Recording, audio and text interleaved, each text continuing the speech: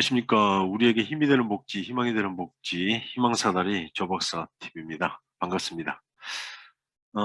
조만간 일상으로 돌아간다고 하지만 아직 코로나 상황이 길어지면서 분노를 가슴에 담고 있는 분들이 많아지고 있습니다. 그래서 정신과에는 이렇게 상담을 받으려는 환자도 늘어나고 있고, 우울증 환자도 늘어나고 있습니다. 그리고 노인학대라든지 이런 극단적인 선택을 하시는 분도 늘어나고 있고, 그래서 우리나라가 노인 빈곤율 1위, 노인 자살률 1위인데 OECD 국가 중에. 그리고 어, 세계 그 갈등 지수가 높은 나라 중에 5번째에 속합니다. 우리나라가. 그래서 1위가 터키, 그리스, 이탈리아 순서로 5번째로 우리나라가 그 갈등이 높은 나라 중에 하나인데, 이제 코로나 또 4차 산업혁명으로 인해서 일자리가 줄어들면서 이렇게 분노를 표출하는 분들이 많아지고 있습니다. 그래서 갈등 지수를 10%만 낮추면은 경제 성장률 1, 2% 이상을 높일 수 있다고 합니다. 그래서 사회적으로 낭비되는 이런 비효율을 제거하는 것도 물론이지만, 개인적으로도 분노를 잘못 표출해서 이렇게 극단적인 선택도 하고 또 나락으로 떨어지시는 분들도 많이 있습니다. 그래서 이번 시간에는 김경희 교수님의 분노 사용 설명서를 가지고 잠재성 분노에 대처하는 방법에 대해서 알아보도록 하겠습니다. 분노가 일어나는 원인이 뭔지 이해를 하고 어, 대처를 하면은, 어떻게 사용하면은 오히려 위기를 기회로 바꿀 수도 있고요. 더 멋진 인생으로 살 수 있습니다. 분노는 충분히 극복될 수 있습니다. 그래서 잠재적 분노를 치유하는 방법에 대해서 살펴보도록 하겠습니다. 그 잠재적 분노는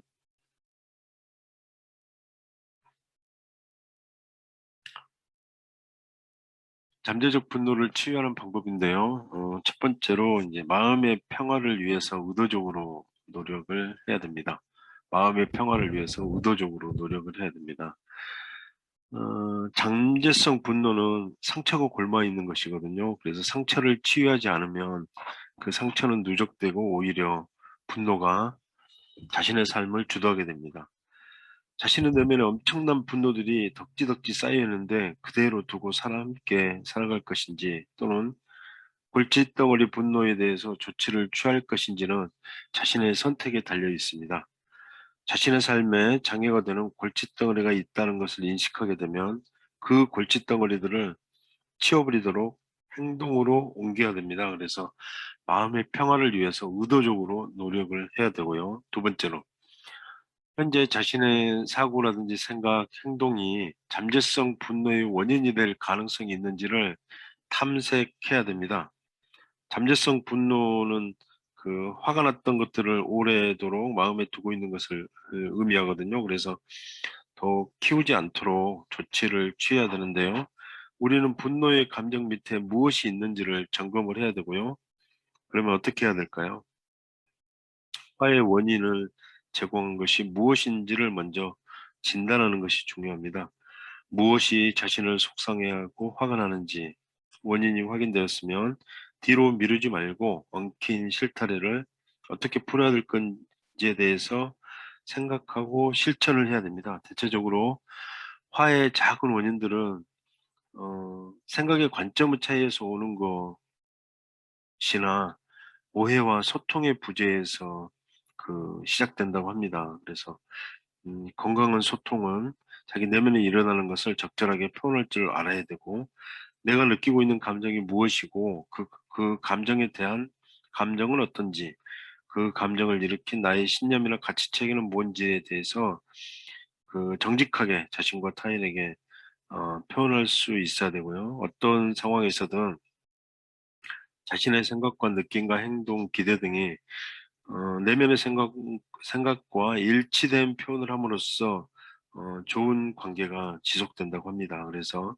자신의 감정을 제대로 의식하지 못할 경우에는 내면에서 일어나는 것과 겉으로 표현되는 것이 일치되지 않아서 의사소통에 걸림돌이 되고, 결국은 진정한 소통이 이루어지지 않게 된다고 합니다. 그래서 우리는 어떤 상황에 자극을 받으면 바로 반응을 하게 되고 감정이 발생하게 되고 그 감정에 따라 행동을 하게 되는데요.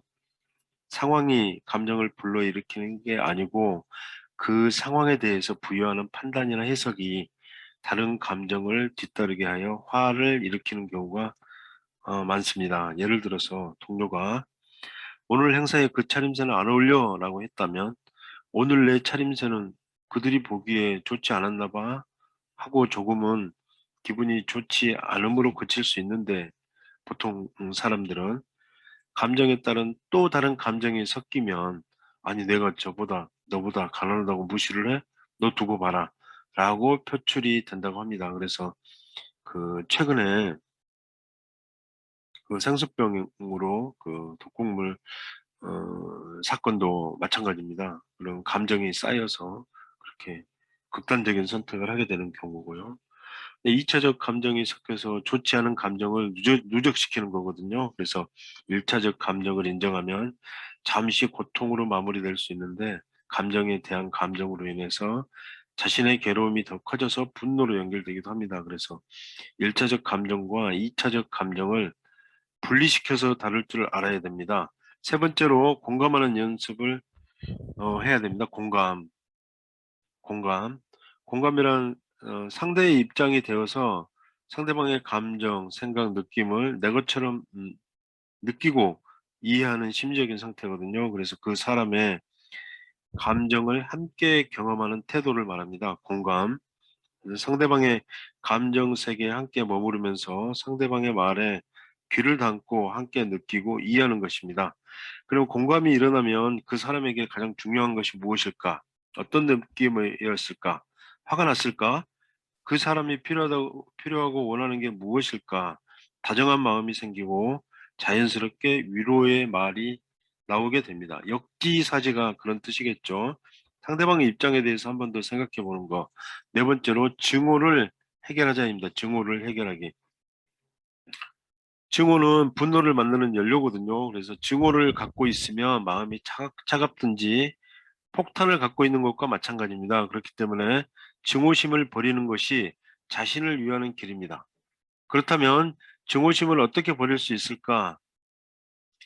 로널드 T. 포터는 전환, 감각적 무관심, 용서, 화해, 이 네 가지를 효과적인 방법으로 제시하고 있습니다.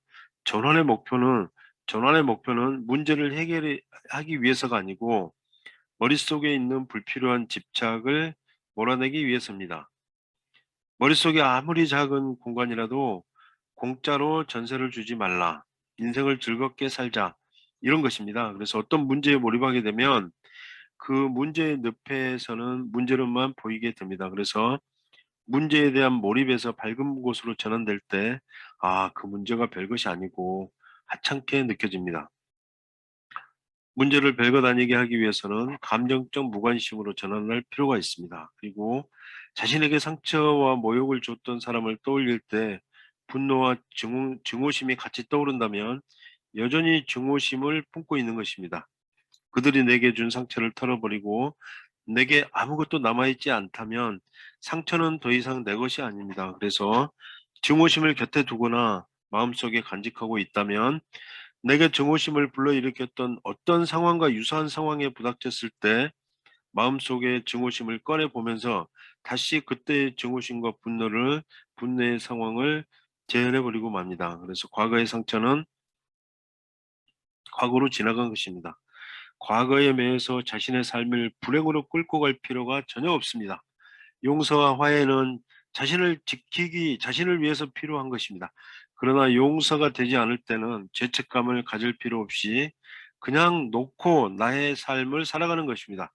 사람이 사는 세상에서는 갈등이 불가피하게 발생합니다. 갈등 없는 세상은 있을 수가 없습니다. 갈등, 갈등. 갈등을 극복하고 문제를 해결하기 위해서는 타협과 치유하는 기술을 익히는 것이 매우 중요합니다. 그리고 문제 해결에 있어 문제가 되는 것은 문제 그 자체가 아니고 해결하는 방법이라는 것을 인식하는 것이 매우 중요합니다. 문제로부터 감정을 분리해야 합니다. 감정이 중요하긴 하지만 문제를 해결하기 위해서는 상황을 객관적으로 볼 수 있도록 감정과 사실을 분리를 해야 됩니다. 그러므로 우리는 오랜 갈등과 미움이 쌓여 엄청난 분노로 변형되기 전에 문제 해결 방법을 배워야 하는 것입니다. 잠재적 분노를 치유하는 방법은 마음의 평화를 위해서 의도적으로 노력을 하고 현재 자신의 사고, 생각, 행동이 잠재서 잠재성 분노의 원인이 될 가능성이 있는지를 탐색해 보고 공감하는 연습을 하고 상대방의 입장에서 생각을 하고 증오를 적극적으로 해결해야 됩니다. 마지막으로 나의 자존감 선언, 나의 자존감 선언. 그 미국 심리학자 버니어 사티어가 삶의 목표에서 제시한 나의 자존감 선언을 읽어봄으로 해서 마무리하고자 합니다. 나는 나다. 나의 자존감 선언. 나는 나다. 내가 어떻게 보이든 들리든 무엇을 말하고 행동하든 또 주어진 순간에 무엇을 생각하고 느끼든 그 모든 것은 나다.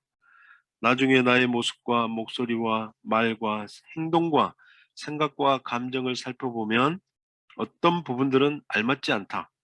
나는 그 알맞지 않는 부분을 버리고 알맞은 것만 간직하며 새로운 것을 만들어낼 수 있다. 나는 보고 듣고 느끼고 생각하고 말하며 행동할 수 있다. 나는 나의 주인이며 나는 나를 조절할 수 있다. 나는 나이며 나는 괜찮다. 감사합니다. 아모르 파티, 내 운명을 사랑하라. 메멘토 모리, 죽음을 기억하자. 감사합니다. 다음에 더 유익한 영상으로 뵙겠습니다.